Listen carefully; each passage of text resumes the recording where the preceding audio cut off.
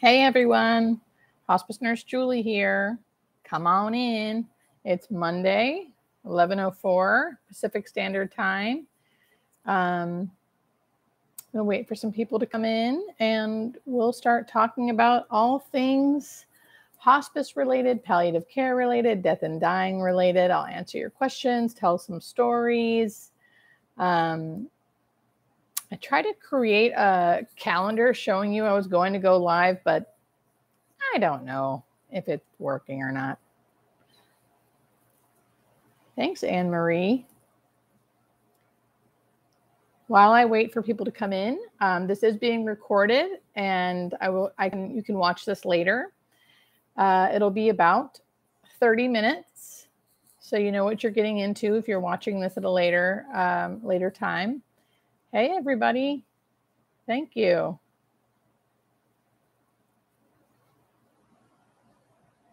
Hi, Donna. Welcome, everyone. Hi from England. Hi. I love it. I'm going to give it a couple more minutes, and then I'll start taking questions.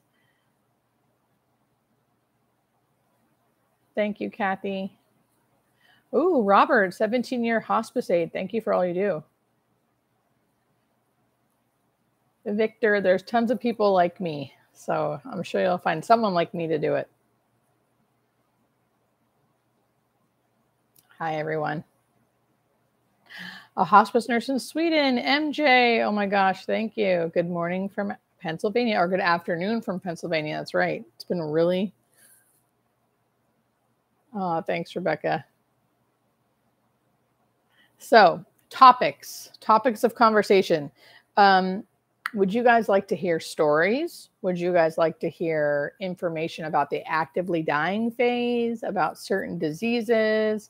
What are you guys looking for today? 4 a.m. in Sydney, Australia. Good morning. Hi, everybody. Okay, so here's the first question. Let's see. Susan M. As my dad was dying, he got the hiccups.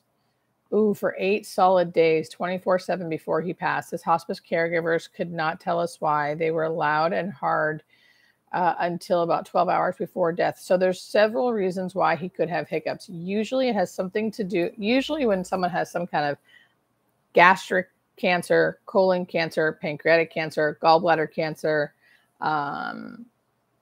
liver, anything with the liver.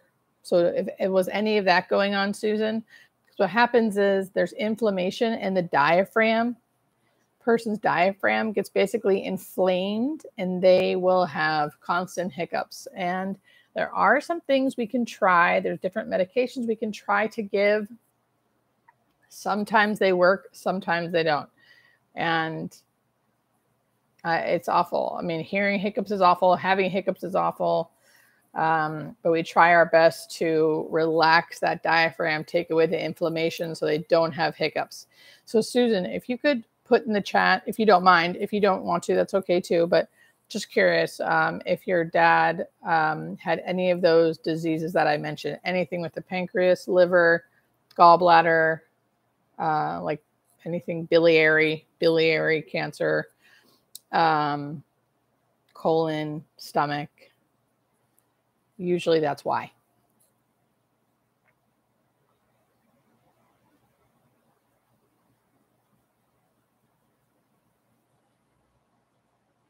Hey, Deborah. Once a coma stage is reached, do we continue with oxygen? So to me, oxygen is kind of neither here nor there. Now, if someone comes on hospice already with continuous oxygen because of the disease that they're dying from, I would definitely keep it on just because, but oxygen doesn't do anything for lungs that aren't working. So I always just go by how the patient feels. If the patient likes the oxygen, makes them feel better, definitely. The oxygen is definitely not keeping somebody alive. Now, I'm talking about hospice patients at home. I'm not talking about ICU patients.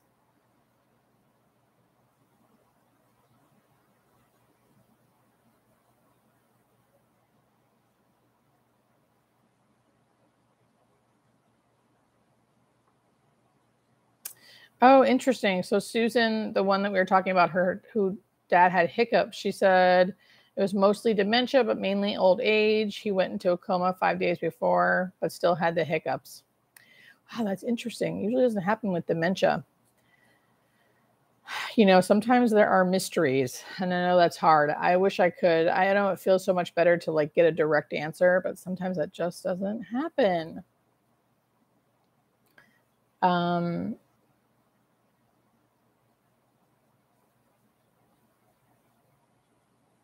Sometimes too, what could have been happening is like there could have been other things going on. We just don't know because we're not checking. Just depends.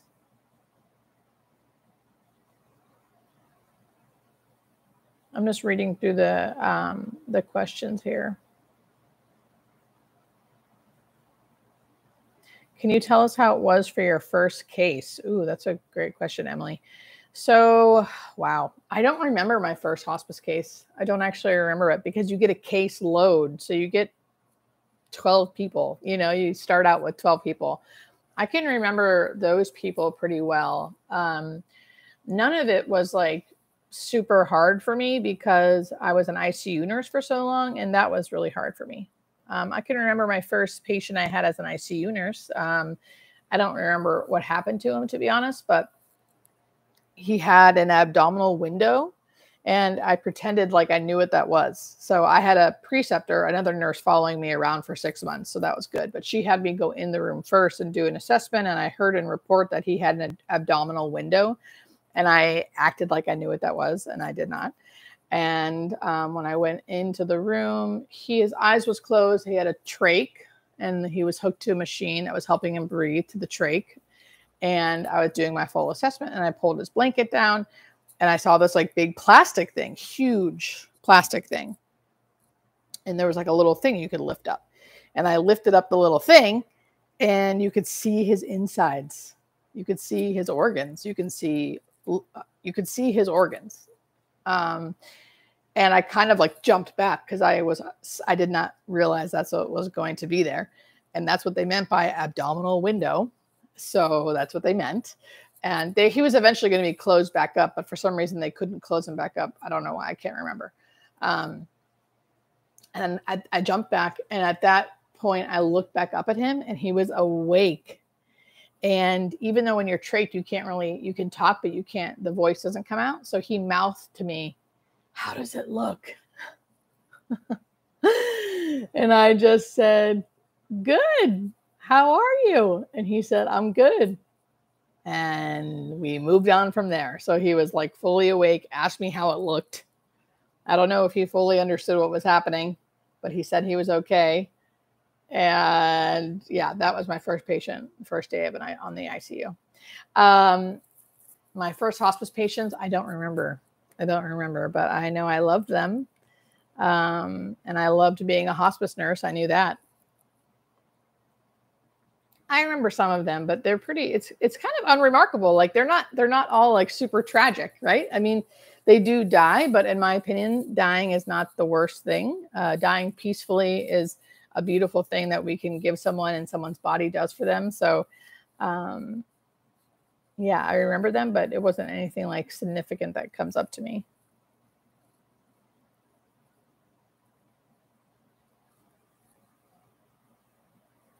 Jim Sproul says, it's always mentioned that hearing is the last thing to go for patients. Is there an indication of when the sensory ability stops? I don't think we have an exact moment. There has been evidence that the brain continues even after death. I don't think I would just say once they die, they can no longer hear.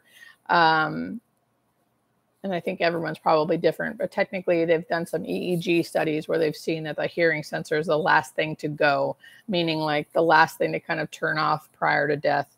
And it stays around for quite some time prior to death. So I guess once they die. But again, there's so much unknown. We're still learning so much.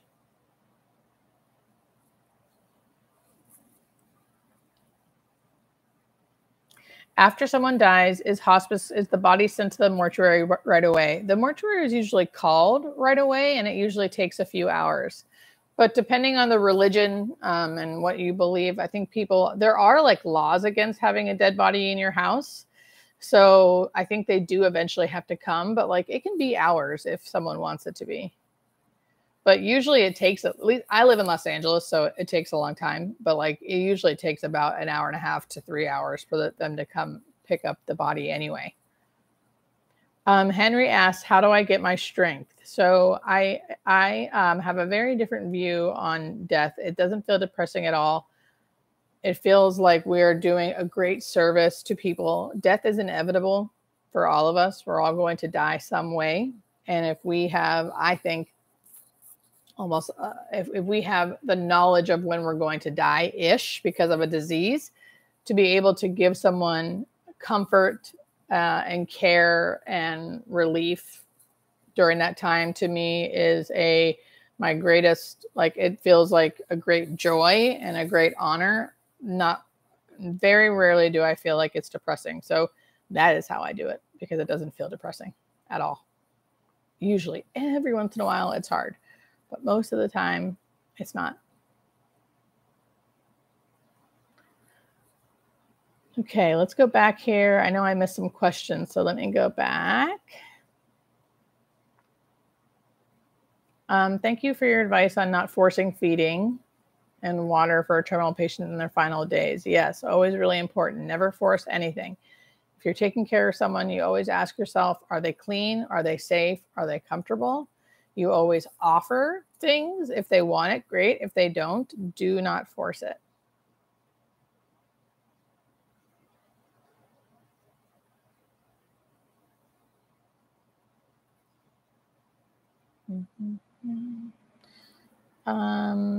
Do hospice patients at home usually ask for food and water? Not usually, but sometimes they do. And if they can take it, go for it. Definitely give them food and water, especially if that's what they want. Can hospice patients still be tissue donors? Usually they can be donors for their eyes, but they have to go through a whole special thing. It's kind of like a long rigmarole thing they have to do. It's not as easy if you like die in a car accident. Like, I'm an organ donor, so if I die in a car accident, they can take all my organs and give them to somebody. It's not like that. It's not like that. But I have had some people who donated their bodies to science, donated their brain to science because they had Alzheimer's disease, and they donated their brain and their eyes. So yes, you can do it. Oh, hello, Anna. I'm glad you're here. Okay, one topic I wish you would cover, and maybe you have and I didn't see it, is that people die with their eyes open. Yes. So Donna, this is great. I have talked about this, but it's so easy to miss all of my topics, right? You can't stay on top of all of it.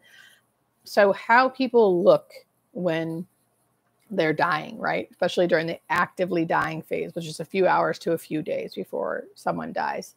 Their mouths are open, and their eyes are usually either fully open, partially open, one's open. They look weird. They don't fully look like themselves, right? And it's because it takes muscles to close the eyes. It takes muscles to hold the mouth shut. So those muscles are either not working or super relaxed. So they're hanging open, and their tongues can even be out too.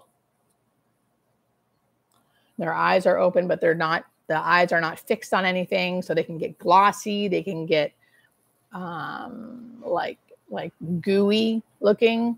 And it can be disturbing for loved ones to see that, because they're like, what is going on? That is why I am doing all of this, to say, hey, this is very normal. And here's why. It's basically because their muscles are so relaxed that they're no longer engaged. So very normal. That doesn't always happen, but it definitely happens most of the time. And tears at the end of life, also very normal. We do not think it's an emotional response. We think it's a biological response to usually their eyes, either not blinking or being partially open. So they're creating moisture, and then tears fall. So that we don't think that's an emotional response either. We think it's all biological. And what was the other thing I was going to say about that? Oh, so I'm coming out with a new series. Actually, after I get off this live, I'm going to make the videos. I've gotten media release forms. Some of my followers sent me videos of their loved ones in the actively dying phase, so we could actually see what it really looks like. Of course, I'll give trigger warnings. No one has to watch these, but I'm going to put a series out showing you what someone's face looks like when they're actively dying, what the breathing changes looks like, what the death rattle or terminal secretions is the real name, what that sounds like, what modeling looks like. So I'm going to do all those videos today, then release them throughout the week in the next 2 weeks. So it should be really interesting. Do dying have vomiting episodes? My mom had lots of foam. Okay, Irma, I'm so glad you asked that question. I hope you're still here to hear this. So vomiting episodes, that does not happen a lot, but it happens with specific diseases usually. And then if they don't have that disease, it's just like kind of random, right? Like that's the thing too, is we have to remember that dying is a biological process and our bodies are, you know, I could talk all day because I love talking about like souls and consciousness and are we more than our bodies? You know, I believe we're more than our bodies, but that's just a belief. This is just what I'm here to talk about is the biological part of all of this, right? And biologically, we are a physical body. So our physical bodies, and it's easy for me as someone who doesn't love this person, right, to understand what's happening biologically. But it's hard. It's much harder to do that when you love this person, to take a, you know, to realize it's their body doing things, right? It's hard not to put emotions to that. And that's normal. So don't worry about the fact that you do that. But that's why it's, I think, extra hard. So when a body is dying, so many things are taking into place. So one, vomiting can happen a lot with anyone who has colon cancer, gastric cancer, or stomach cancer. Those two really stick out because there's usually tumors or something that can be blocking things. And if there's blockages, then things can come up the other way. So there could be a lot of vomiting. Also CHF, congestive heart failure. You can get a lot of foam and fluid. I'm just naming a few. That doesn't mean this is not like the end all be all. This is just a general topic. But so vomiting can occur in those diseases, I think. And then if they don't have those diseases, it can just occur because one, we have a bunch of sphincters, like things that keep things from coming up, regurgitating all the time. We have one in our rectum, so we don't just constantly have poop coming out, right? But then those things release and relax at the end of life. So you can get regurgitation. Or if someone has blockages or something, very easily they can regurgitate things. Foam, like usually the fluid is brown, yellow, cream, or green, or all those colors plus foamy. So it's just not something we see all the time. So it can be very disturbing, right? Especially if this is your loved one. In those situations, if I were there witnessing it, I would make sure the person was sitting up very high. That's why it's good to have a hospital bed that can lift your head up so they can just get it out and we clean them up and that's it. You know, we can give them stuff to help with the anti-nausea meds, but sometimes they actually feel better and sometimes it's just a release. But again, it's hard to witness that. Ooh, hospice social worker here. I'd love to hear you talk about, I'd love to hear how you talk to families who are in denial about their loved one's prognosis. How do you navigate questions about comfort measures only versus full code when death is imminent? Great question, Kayla. So one, when you're first meeting the family, if I was meeting you, if you were the family, you have to kind of gauge where they're at. So I always try to, you have to be good at like feeling people out, right? I always try to gauge where they're at, you know, what they already know. I'll say stuff like, how do you like to hear information? Do you like it straightforward? Are we having an open conversation here? Can we talk openly? And do you want to hear it a little, like, do you want to hear it a little more sweet or do you want straightforward? And usually they say straightforward. And so I talk to them about hospice. I always say end of life journey. I don't like saying passing on or a lot of times I do try to use the word death and dying, but in the beginning I'll say end of life journey. Everyone has an end of life journey. Your loved one or you, if I'm talking to the patient, are in this end of life journey. And that's why we are here as hospice workers to help you with that, because we do this day in and day out. We see this all the time. And we know how to help you, and we know what how to prepare you, what to expect. So I start talking about that stuff, and that usually opens people up. Now, if they are in full denial and say, we don't want to, people will say, I don't want you to mention the word hospice. I don't want to talk about death and dying. I don't want, you have to meet people where they're at. There are some people that I will leave their house and I will know that they're going to go to the ER because they're full code. I couldn't say hospice. They're denying that they're dying. You can't force people like that, right? And I'm not even judging them. It's just more of like, you have to meet them where they're at. There are some times when like I can tell they're not ready and I'm not going to force it. Sometimes you can tell that they just don't know any better. So then I'll say, I totally get you want to do quote unquote everything possible, but let me just explain to you what that really means.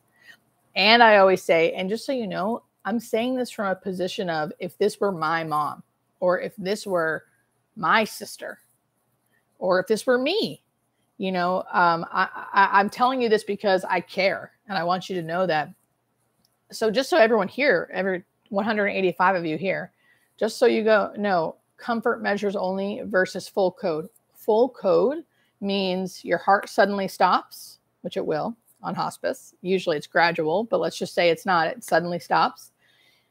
Full code means you want CPR, and then eventually that would mean you're usually going to be intubated, tube into your lungs, and on a machine. And then if you can't wake up, they'll eventually give you a G tube and feed you from the G tube. So CPR is meant for healthy people who suddenly have a cardiac or respiratory arrest. And even those people don't come back fully usually. So CPR is meant for someone who has a cardiac arrest in the middle of the mall because of some kind of cardiac issue, and they're brought back and we can save their life. Or someone who overdoses and they have a respiratory arrest and we can bring them back so they don't die, but they're otherwise pretty healthy. To do that to a person who is already on the end of life journey and already probably skinny, frail, weak, already having organs shutting down, first off, we might bring them back, but they are still going to die. And then they'll suffer in the process. So I try to say that as kindly as I can, but you have to be pretty straightforward so people understand, because they don't usually.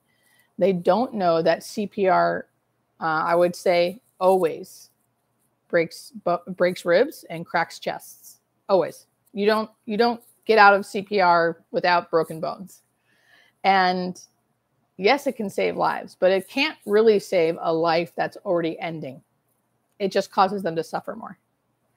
And that's the hard. And sometimes I say it like that because I want people to get it, because I care. Because I care. And sometimes I can say all that and they still say, no, we want full code. And you have to respect that.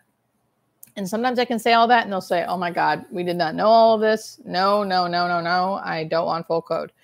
And sometimes the family wants full code and they're telling me, nope, we want full code. And the patient speaks up. And if they're alert and oriented and they say, excuse me, this is my life, I don't want full code, we have to listen to the patient. We don't care what the family says, especially if the patient's alert and oriented, we listen to the patient.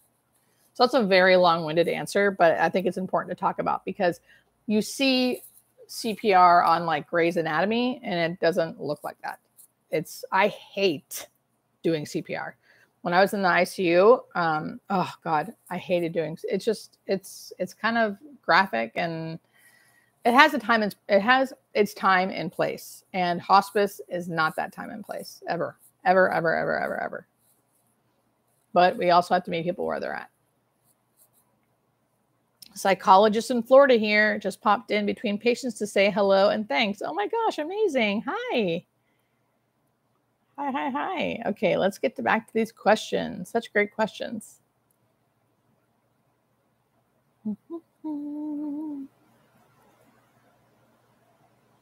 Hi, Julie. Can a dying person request a morphine drip so they don't feel anything? Not really. So we have to control their pain. So if we're not controlling their pain, we will increase it until they don't feel pain anymore. But no, we can't just like hook somebody up to, and really a morphine drip, like we probably could do much less and you wouldn't feel pain. So it just depends on the pain tolerance. And we would go up to a drip of some kind if they really weren't managed. But in general, no, you can't just say, knock me out, doc. You can't do that. However, we will knock you out if you're not comfortable. Like we will make sure you're comfortable. It's called palliative sedation. If we can't manage someone's pain doing the regular stuff we normally do, we do palliative sedation, or we will sedate someone until they die.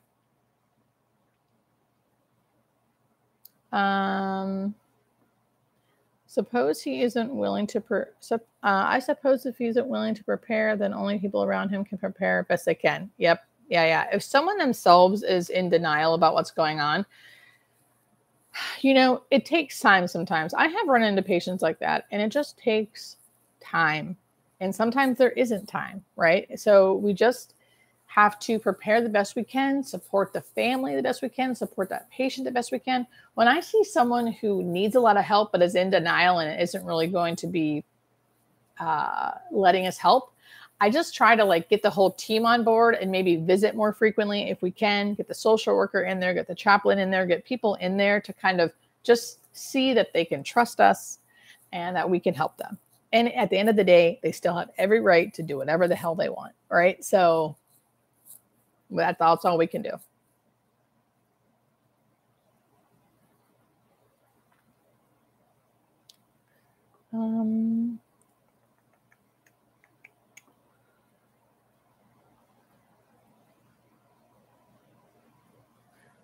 Someone just said, I'm way too cheerful to be in this field. I disagree, but it's okay.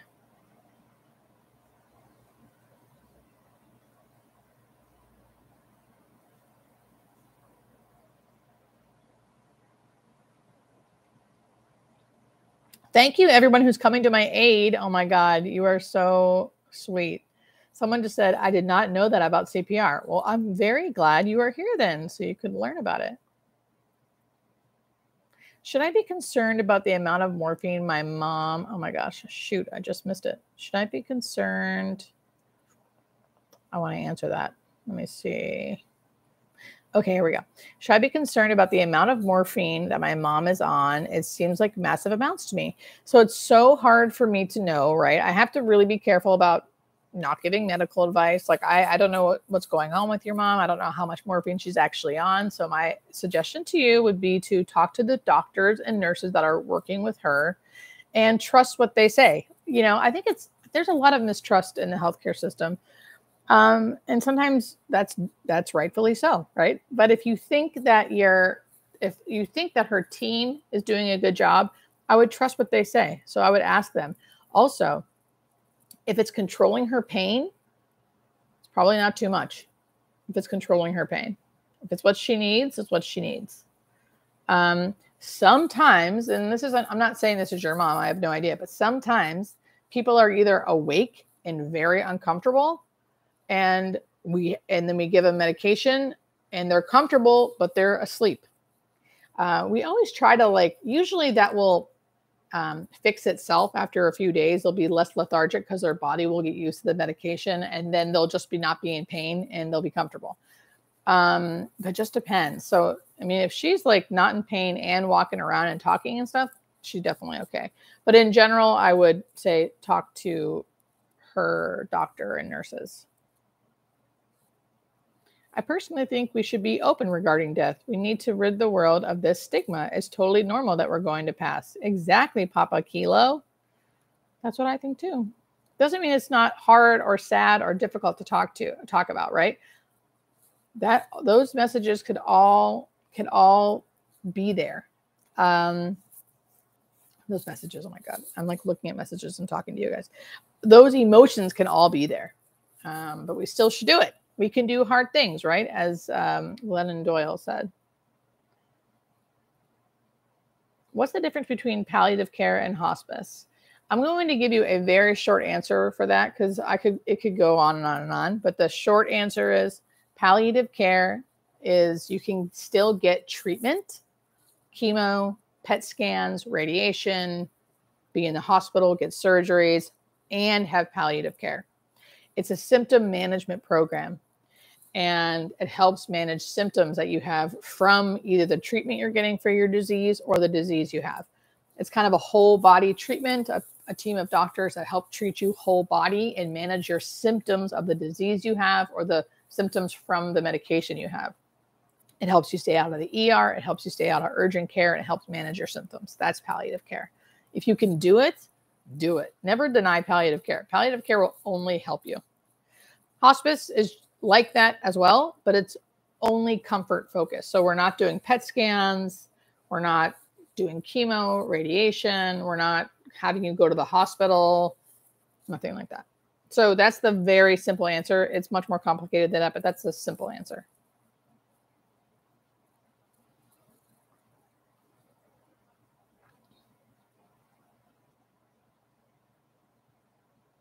Okay, Peggy Perkins has a great question. Okay, good. I already answered it. I just saw someone write. Oh, Terry says, hi, Julie from the Bay Area. This is timely. My mom has stage 5 Alzheimer's dementia and is having an assessment for hospice this afternoon. Terry, I'm so glad you're here. I have a feeling my mom will not qualify yet, but what can I expect? Yeah, so just so everyone knows, it's actually pretty hard to get on hospice with Alzheimer's dementia because you have to be super advanced. And I'm sure, as Terry knows, this disease is it can take a long time to fully decline, where you're sick enough, right, to technically have the diagnosis of less than 6 months to live. So, Terry, it depends on the hospice company. Some hospice companies are a little more gray, and they'll kind of let people on with Alzheimer's disease, even if they don't have the technical criteria, which is usually have to be bedbound, incontinent, some kind of aspiration pneumonia, or some kind of severe infection within the last year, not really talking, not really eating, difficulty eating. So there's a lot of things that go into that. Some hospice companies are really by the book and they will not let people on. That's like my hospice company that I work for. And some hospice companies are a little more gray and they will let people on service. So I'd say just keep your heart and mind open and see what they have to say. Ask a lot of questions about, what will they provide? What won't they provide? What can you expect from them? And see what they say. Some hospice companies are a little more salesy than others. Like ours is not at all. I think because they don't need the money because they're very big, I guess. So it doesn't feel very salesy. It's like very up to you if you want to do it. Smaller companies will be a little more. They would never say this. They'll probably hate me for saying it, but smaller companies, it's a business, like they care about you, but it's still like they want people. So it can be sales-ish feeling like, come, we can help you. We can help you. I hated that feeling, but they mean well. I really do think deep down they mean well. But so I say just keep your heart and mind open. If it doesn't feel right, don't do it. If it does feel right, try it out. You can always come off. I'm curious if you ever came across any religious restrictions with hospice process. Oh, Jim, you have such great questions. I hope you're still here. So I'm in Los Angeles, right? So I have a lot of there's so many different cultures here, different religions, different backgrounds. Like I love it. And I have run into, so the interesting thing is most people's religion, even if here's one, Jehovah's Witness. Jehovah's Witness will not get blood transfusions for the most part. I mean, I don't want to speak for every Jehovah's Witness, but like in general, they don't. So I've had people who not die just because of that, but like that definitely hurts this disease that usually needs a lot of blood transfusions and they won't do it. So they die from that and because of the disease. Also, Scientologists are around here, and I had tons of Scientology patients. Very, very interesting. They really don't like taking medication. Again, I'm being very general here. So just generally speaking, I'm not a Scientologist or a Jehovah's Witness. So I can't speak from that side, just from what I've witnessed. But the Scientologists that I've taken care of, I was really grateful for this. They were willing to be like, no, we're going to take pain medication. This is painful. I'm not going to not help myself. So, but I think there's always some resistance there about taking a lot of medication for something. And I'm sure there's other ones, but I just can't think of it. Is Dilaudid a good end-of-life drug? Dilaudid's a good pain medication. It's not an end-of-life medication. It's good to manage pain. It doesn't end the life. I guess it could if you gave enough of it. But on hospice, we're not doing that.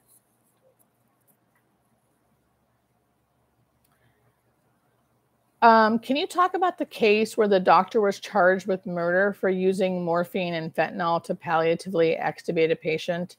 Yes, that was so interesting. I can't remember what happened with him. For some reason, I thought he didn't get in trouble for that. But I thought it was crazy. So I get it. I don't really think this guy was trying to like murder people.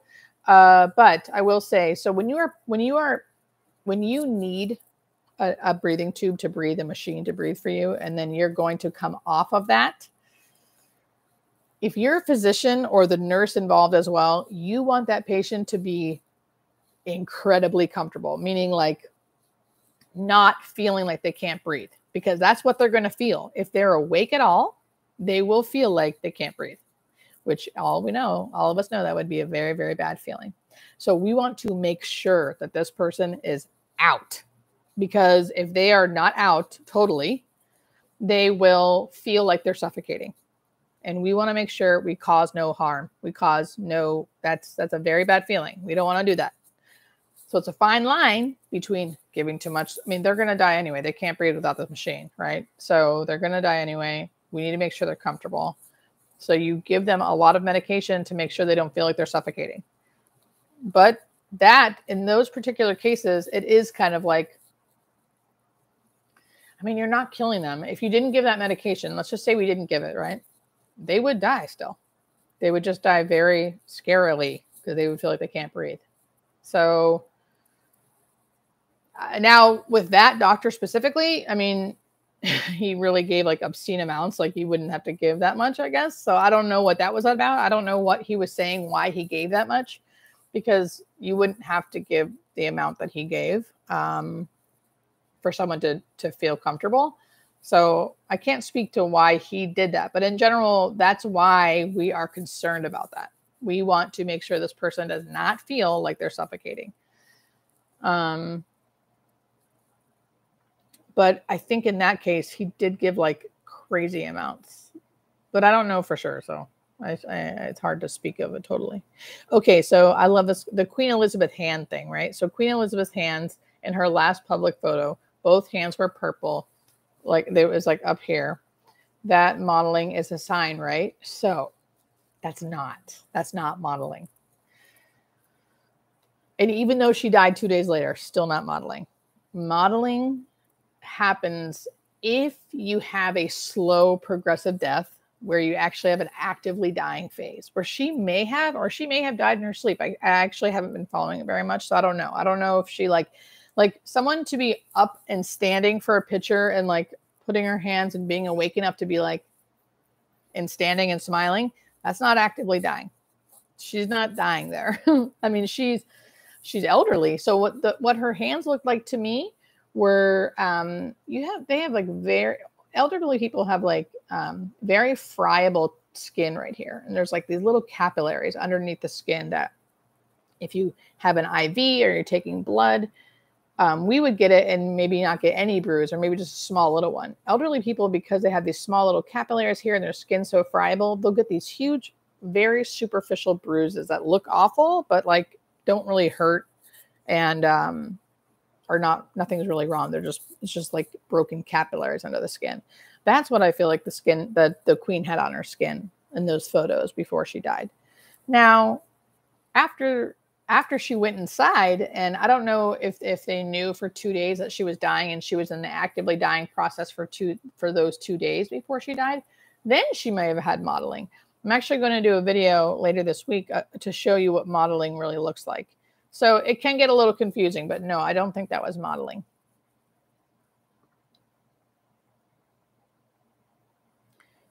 Does your job make you experience grieving differently? I think so, a little bit. I think I am a little more detached, to be honest. I still really, really care, but I definitely have a detachment, because you kind of have to. I still really care. I'm still really compassionate, but there's definitely some detachment there, purposely. Now, with my own grieving, truthfully, I've had deep, deep grief. Very tragic things happen, but a long time ago. So 20 years ago. Let's see. Yeah, 20 years ago. So I know the feeling of deep, deep grief, which has affected me greatly. But I haven't had it recently, right? And I know we all know I'm going to experience it again because tragedy happens or whatever, right? But I haven't experienced it recently. So it'd be interesting to see how I deal with it. Now that, I know what tragedy felt like before I was a hospice nurse, and deep, deep grief. And now it's been 20 years. So I'm curious. I haven't had something real. I haven't lost someone very close to me recently. Now, I love all my patients, but it feels a little different because I feel honored to be a part of their death versus like a deep grief about it. If that makes sense. Thank you. Yes. Janice, I hope you don't mind me reading this. I have terminal stage 4 breast cancer, which has metastasized. And I feel I might be experiencing my last days. How soon shall I tell my family? So I would actually talk to your doctor about if they think you are in your last days. I mean, go by how you feel, of course. It's how you feel, whether that's, you have to listen to your intuition. And I would definitely, this is my life, right? So you have to decide for your life how you want to do it. But in my opinion, I would tell your family. I feel like you already, whether you feel like you're experiencing your last days or not, let's just take that part out of it, right? But you have metastatic terminal 4 breast cancer. Stage 4 terminal breast cancer. You need to be talking to your family. There needs to be a family meeting, maybe a social worker involved. Everybody needs to be on board and know what's going on. That's what I think. That's what I think will help you. So if you haven't done that yet, I think you need to. That's what I think.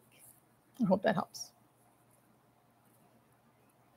Have you ever gotten in a family situation where families do not agree with care? Yes. Oh, yes.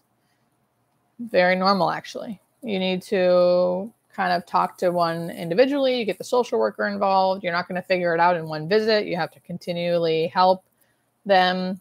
The social worker is usually really involved when families are like that. Ultimately, it goes with who has DPOA, who has power of attorney. Okay, I said I was going to be on here for 30 minutes. It's now 43 minutes. Oh my gosh, I just realized people gave me money. What? James, how'd you guys do that? Thank you. Thank you for the money. I just saw that. You guys are great. Okay, so 43 minutes. I'm going to repost this on my YouTube page so you can watch it there if you haven't seen the whole thing. Thank you so much for you guys coming. I am going to go now so I can make those series videos that I'm going to post later on this week. And it's been so wonderful talking to you guys. Great questions. And I'll do this again soon, probably next week. All right. Talk to you guys later. Bye.